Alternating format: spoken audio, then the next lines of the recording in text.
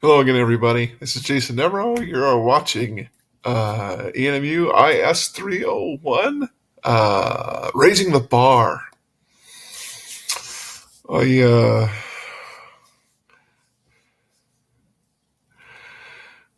to have data is to analyze it. Otherwise, why collect it? I am certainly the type of guy that says if you're worried about your security, and a lot of people are these days, because certainly you're getting dinged heavily if you don't um, consider it. It would be don't collect data that you don't want to be held responsible for if you lose it. Now, there's another reason why you want to collect all the data you possibly can, and it always ends up being weighing the cost.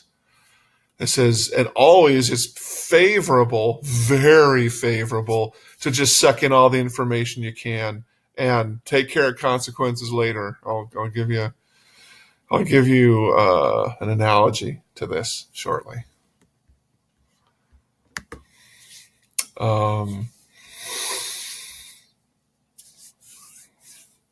I talk about this a lot. You guys hear about this in assignments, and it's a little mind bending, and I imagine it makes people angry about the fact that they go, hey, it seems like a whole lot of stuff to try to absorb in one class. And it's like, well, I didn't choose the scope of this thing.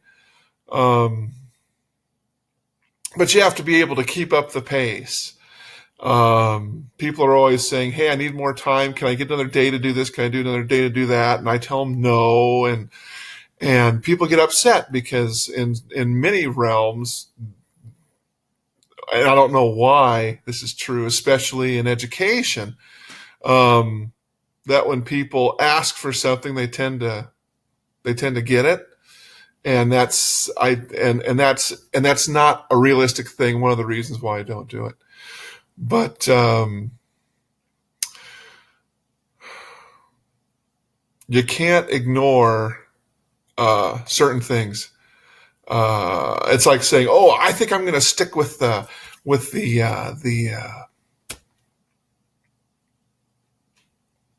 old motif of having a filing cabinet and putting papers in it and having a wonderful little file clerk that can give you the information that you need." I think of that movie Red, and there's the guy, the data custodian that lives down in some basement. And you say, does he live down there? And you go, I guess he does.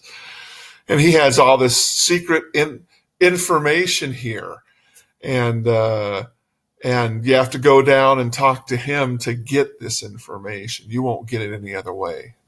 And that's all what business intelligence is about. It's just making it so you don't have to necessarily go to the almighty God custodian and go and summon it from him. Ugh. Because every piece of information that you have that other people don't have gives you an advantage. And that's what makes what you do different from what somebody else does. And that ends up being one of the keys to success, although there are others.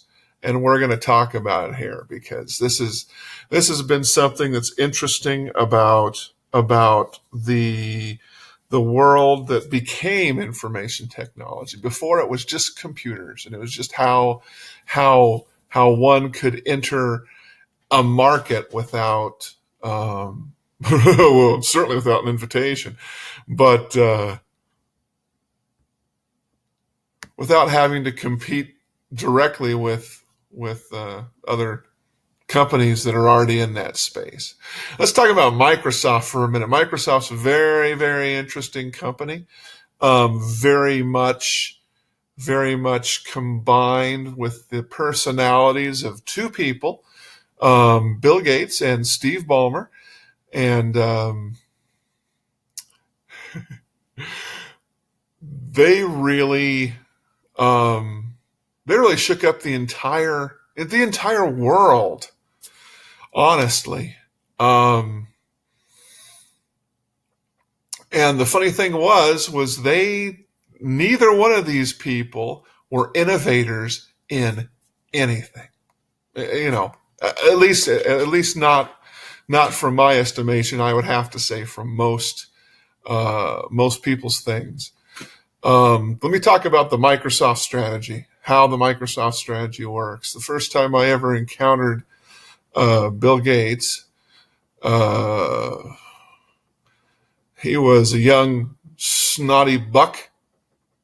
He's older than I am, but not significantly so.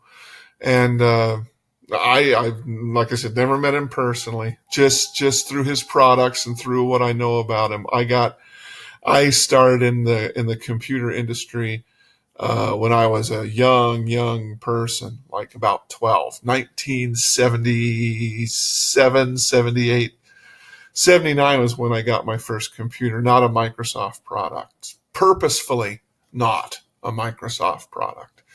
And I didn't really get into Microsoft products until almost 2000, which means I spent a lot of time not using Microsoft products. I had a philosophical problem with them, and I don't know if that will come out in this particularly. But I don't think we have enough time in this video to do it justice. So we're going to come back and we're going to talk about the Microsoft strategy on the next video that we have. So I guess I want to talk a little bit more about the fact that business intelligence can tell you things. Now, whether you choose to act on the things you're told, that really defines what I think, it might be a definition of your ethics. It might be the definition of your direction, how you want to be perceived. I think most people look at Bill Gates and they see a crafty person. At least I always did. I always thought that he was something of a crafty guy. Morals? Not really.